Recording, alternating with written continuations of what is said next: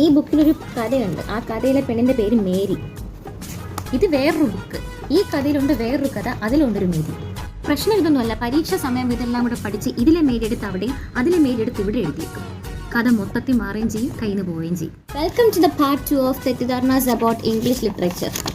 വെറുതെ തള്ളി എഴുതി വെച്ചാൽ മാത്രം മതി മാർക്ക് കിട്ടുമെന്ന് പറയുന്നവരോട് ഏതെങ്കിലും ഒരു ക്യാരക്ടർ അങ്ങോട്ടും ഇങ്ങോട്ടും മാറിക്കഴിഞ്ഞാൽ കഥ മൊത്തത്തിൽ മാറുകയും ചെയ്യും. നിങ്ങൾ വെറുതെ എത്ര തള്ളിയെന്ന് പറഞ്ഞാലും ശരി, ഒന്നും കിട്ടാൻ പോലില്ല. എക്സാം എഴുതാൻ പറയുന്ന അത്ര എളുപ്പമുള്ള കാര്യമൊന്നുമല്ല. അവരുദ്ദേശിക്കുന്ന ഉത്തരം നമ്മൾ എഴുതുക. ഇനി അഥവാ നമ്മളങ്ങനെ എഴുതി കഴിഞ്ഞാലും ഈ പേപ്പർ നോക്കുന്നവർ ഉദ്ദേശിക്കുന്ന ആൻസർ ഇതിനകത്തില്ലെന്നുണ്ടെങ്കിൽ അവർ വെട്ടിത്തള്ളും. ഇതിനകത്ത് ക്വസ്റ്റ്യൻ പേപ്പർ ഉണ്ടാക്കുന്നവർ ഇടയ്ക്കിടയ്ക്ക് ചില കുസൃതികൾ ഒപ്പിക്കാറുണ്ട്. അവർ ഈ 1 മാർക്കിനുള്ള ക്വസ്റ്റ്യൻ എടുത്ത് 15 മാർക്കിന് ചോദിക്കുകയും ചെയ്യും, 15 മാർക്കിനുള്ള ക്വസ്റ്റ്യൻ എടുത്ത് 1 മാർക്കിന് ചോദിക്കുകയും ചെയ്യും. പിന്നെ വേറെ ആയിട്ടുണ്ട് ഫോണറ്റിക്സ്. ഫോണറ്റിക്സ് കാരണം കിട്ടിയ വഴക്കിനും ബഹളത്തിനും ഒരു കൈ കണക്കുമില്ല. പക്ഷെ പഠിക്കാൻ ഇൻട്രസ്റ്റിംഗ് ആണ്, നല്ല രസം. നമ്മൾ ഈ കുഞ്ഞു ക്ലാസ്സിലൊക്കെ പഠിക്കുന്ന ഒരു ഫീൽ നമുക്ക് തോന്നും. ഈ സെൻറ്റൻസിനെ നമ്മൾ മുറിച്ച് ട്രീ ആയിട്ടൊക്കെ അവരെ വരച്ചൊക്കെ പഠിക്കും. ഇതൊക്കെ വല്ലതും അറിയണം ആർക്കെങ്കിലും.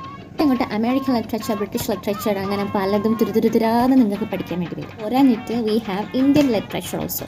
മറ്റൊരു കാര്യം അറിയാമോ? പണ്ടേക്ക് ഒരു സെൻറ്റൻസ് വായിച്ചു നമുക്ക് ആകെ ഒരു മീനിങ് നമ്മുടെ മനസ്സിനകത്ത് വരും. The rose is red. എന്താ? റോസ് റെഡ് കളറാണ്. ആ റോസ് എന്ന് പറഞ്ഞ ഫ്ലവർ റെഡ് കളറാണ്, അത്രയല്ലേ ഉള്ളൂ. പക്ഷെ once start to study literature, you will get different meanings in different words. ഒരേ സെൻറ്റൻസിൽ തന്നെ 1000 ആശയങ്ങൾ തന്നെ നിങ്ങൾക്ക് കിട്ടും. ചില ആൾക്കാർ പറയും, നിങ്ങൾ എന്താ ഇങ്ങനെ ഓവർ തിങ്ക് ചെയ്യുന്നത്. നിങ്ങൾക്കറിയാമോ, ഞങ്ങൾ അങ്ങനെയാണ് ട്രെയിൻ ചെയ്ത് വെച്ചേക്കുന്നത്. Because we have to find different meanings in between the sentence. ഞങ്ങളോട് പറയും, ഈ സെൻറ്റൻസിൻ്റെ ഇടയ്ക്കുള്ള ആ സ്പേസിനകത്ത് പോലും you have to find meanings.